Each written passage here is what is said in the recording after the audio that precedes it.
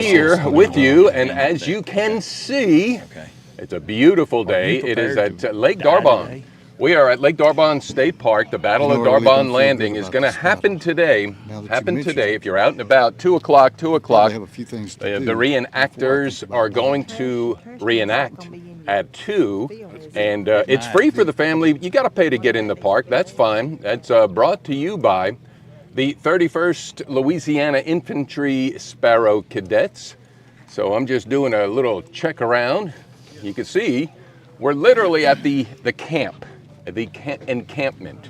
And we got a couple of guests to interview as we're making sure people are fired up. Billy, are we on? Yeah. We're on.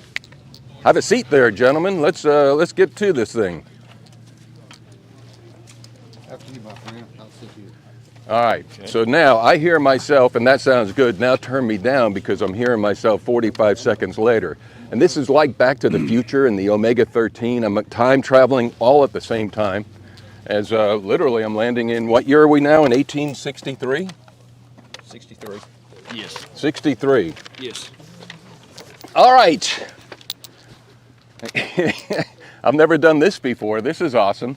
We are at D'Arbonne State Park. I'm Rick Godley, and at 2 o'clock this afternoon, you want to come out to D'Arbonne State Park because this is the third commemorative Battle of D'Arbonne, and there was no lake at that time.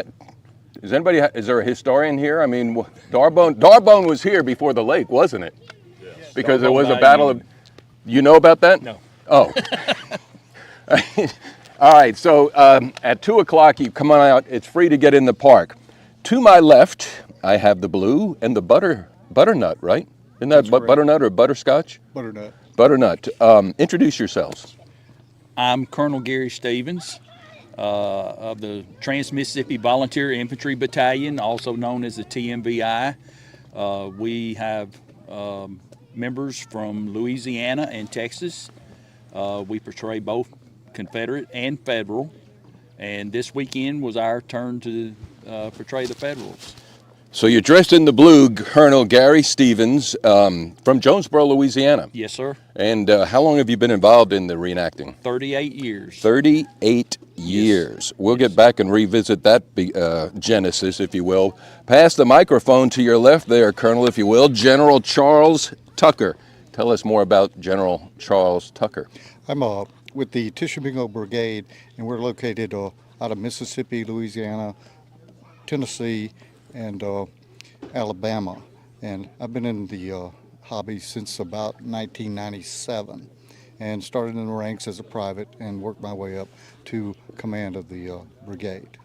Tell me more about Tishomingo. It sounds like a fun name. Is it an Indian name, Alabama name, or how'd you come up with it? It comes from the unit we portray, which is the 32nd Mississippi Company A, and each one of the companies in that during that time period would develop names of their own. Mm-hmm. And we happen to be we formed in Tishomingo County, so we chose the name Tishomingo Avengers. Tishomingo, Mississippi. Tishomingo County in Mississippi, and it's in the northeast corner of the state of Mississippi. Up Tupelo way, right? Corinth, yes, is that? More like up in the, around Corinth, just north of Corinth. Yeah. General Charles Tucker, when you first got involved in this, you mentioned 1997. Were you married at the time? I was married at the time. And what did she say when you said, you know what, honey, I think I'm going to start reenacting? Well, luckily for my wife, she grew up with her dad, who was a bass fisherman, and most of the time he was gone on the weekends. Mm-hmm. So, and that's where we do this hobby most often. She has absolutely no interest in it, and luckily for me, the only thing I have to tell her is where I'm going vaguely, and she does and has her own things. As a matter of fact, if I cancel an event, I'm usually home alone because she's already made other plans. She's already, yeah. So when the mouse is away, the cat will play. That's how that goes. How about you, Gary? Tell us about when you first started and what motivated you. When I first started, it was in 1987, mm-hmm. and I had visited the Battle of Pleasant Hill as a spectator for several years before, and I tried to get in, and finally I did end up making contact with a reenactor. His name was Nat Baggett, and he took me under his wing, and I started out as a private and worked my way all the way up to colonel.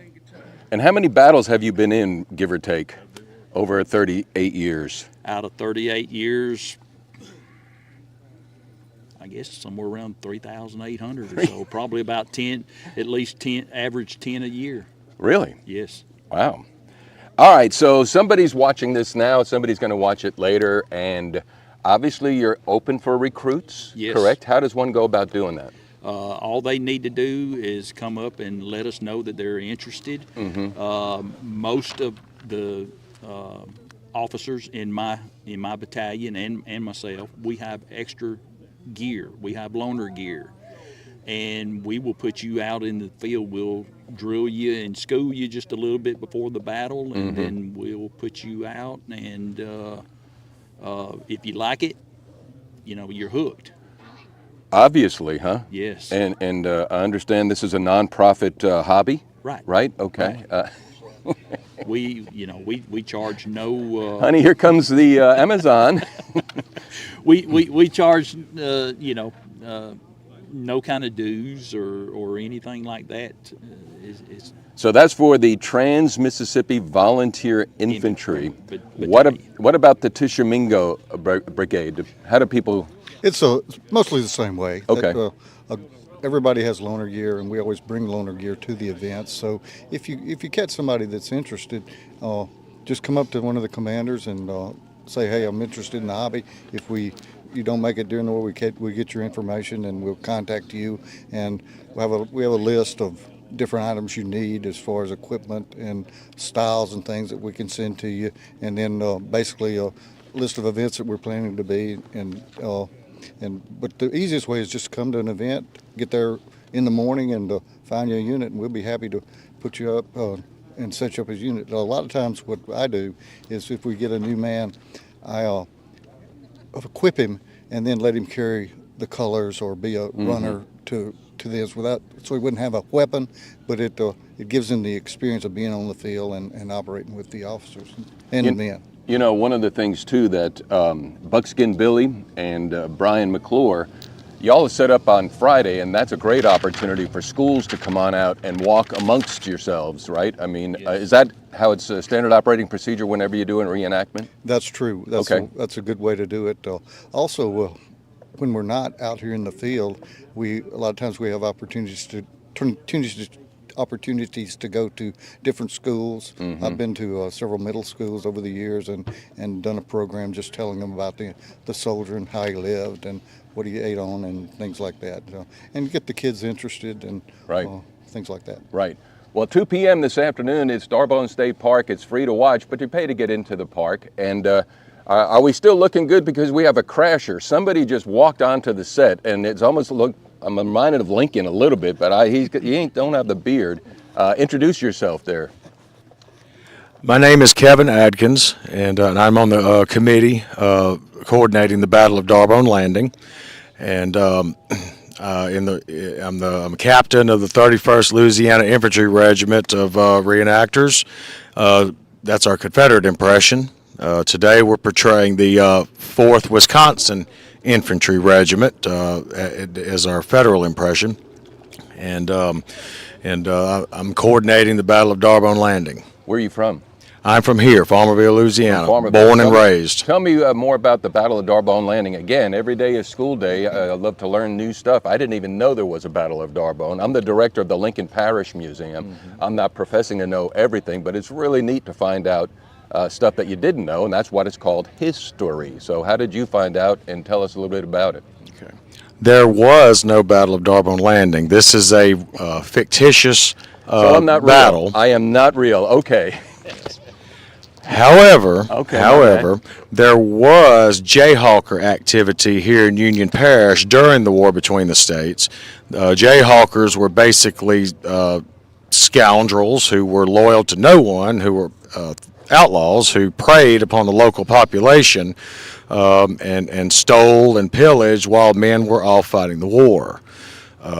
And so they were jerks. Exactly. Okay. Yes. And so, yeah, I the never Jayhawkers knew were a this. major problem here in Union Parish. But yesterday, during yesterday's battle, we created the Battle of Chickasaw Bayou, which was fought just north of Vicksburg in December of 1862. And that's what we generally call as the first Battle of Vicksburg, that people have forgotten, where Union General William Tecumseh Sherman attempted to launch an attack directly on the city of Vicksburg, and Confederate forces under John Pemberton stopped them in a bloody repulse and a defeat for the Union and a big Confederate victory, and they held Vicksburg for another 7 months afterwards, which of course led to the siege. That was yesterday's battle. What are we going to see today? Now, today's battle, we're going to change the scenario up just a little bit, where the Federals the Yankees do manage to gain some ground against the Confederates and push the Confederates off of off of some of the artillery placements. But that's as far as they're going to get, and then the Confederates are going to stop them. It'll be more like a draw. So the battle's going to be at 2 p.m. Be advised, volleys and cannonade going off. So people need to know that when they come into the park, so they're not surprised by that fact. Am I right? Yes, sir. All right. And bring a chair as well, if I may. Bring a chair. The weather is cooperating, and all right. Well, we're going to check this stream. I'm thinking it's streaming all right. Am I right there, Buck? Anybody have any questions, comments, or maybe we'll pack it up and try and capture the live battle. I can put cameras everywhere. And we're planning to make this an annual event, second weekend of March each year here at Lake D'Arbonne State Park. All right. How about a local chapter? So you're local. Okay, you're local. You're Mississippi. Got it. Okay. All right. Thank you. There you go. So it worked out all right? Yeah. All right. Well, let's kill that one, and we'll see if we get another one coming up.